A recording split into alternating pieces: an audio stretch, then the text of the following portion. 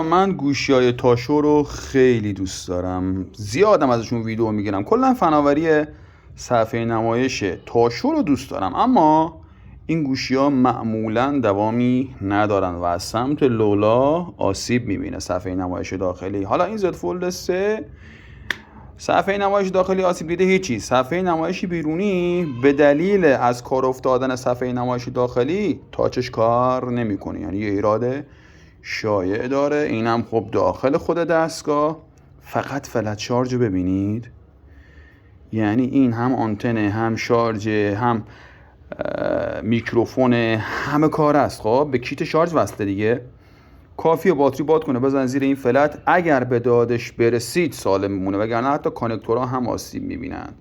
خلاصه که فناوری نابالغ گوشی‌های تاشو حالا ها جا داره تا پیشرفت کنه.